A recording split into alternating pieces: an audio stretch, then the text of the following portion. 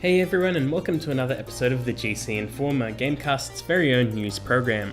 I'm your host for today, Mark, also known as Koistorch. Big news in the Dragon Ball world as hints, leaks and announcements have been making the rounds. First up, earlier this week, a special interview was held with the lead producers behind Dragon Ball Xenoverse 2 and Dragon Ball FighterZ. During the interview, they were asked about the future of their products and gave a few vague answers directing attention to an upcoming fighting game tournament later this month. As for Xenoverse 2, they mainly just promised continued support for the game, which is to be expected as its roster has already been kept pretty up to date.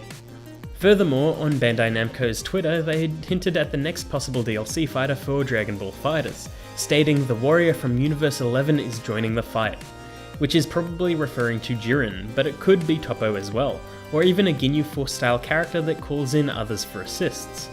But taking into account the style of the game and the roster so far, it'll most likely be Jiren, soon followed by Ultra Instinct Goku. I wouldn't be surprised if we get a new stage soon too, along with new dramatic scenes.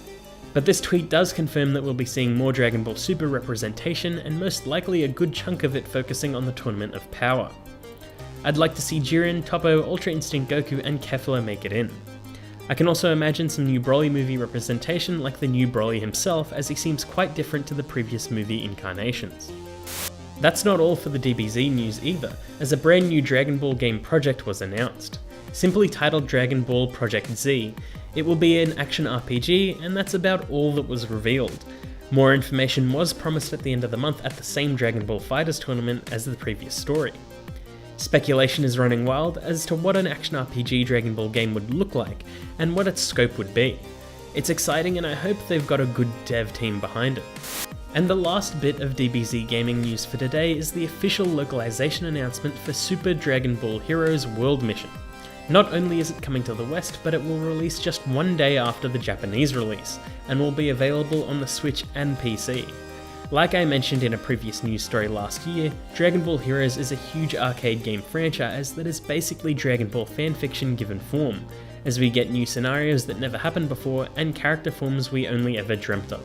It may not be the prettiest game, but when it boasts over 1,000 cards in-game and over 350 playable characters, it's a pretty huge achievement.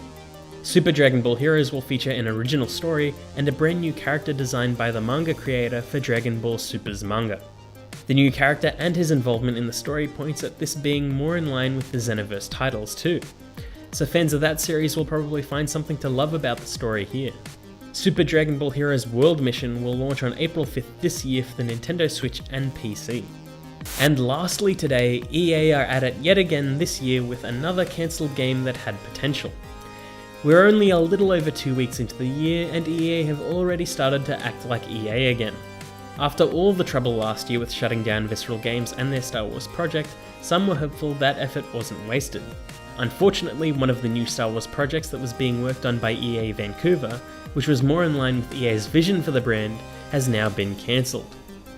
EA haven't outright announced the cancellation, but it has been leaked by several people and publications with connections to the company. The new Star Wars project was going to be an open-world bounty hunter experience that would let you freely visit worlds and work with different factions within the Star Wars universe. It wasn't too far along in development and would take quite some time to finish, most likely releasing sometime after 2020. It was ambitious and big, and if it had the necessary love and care, it could have been good, as the concept alone sounds like a great Star Wars game. However, it apparently was too long of a wait for EA, so the game was cancelled in favour of another Star Wars game that would release sooner. Apparently no one was laid off after the cancellation, which is one ray of hope. But for so early in the year to see EA acting like this, it doesn't bode well for the rest of 2019 and beyond. I'm already skeptical enough about Anthem, as it technically looks good, but it's just not all that interesting to me. That and the fact that EA seem to be sticking their noses into the wrong places just has me concerned.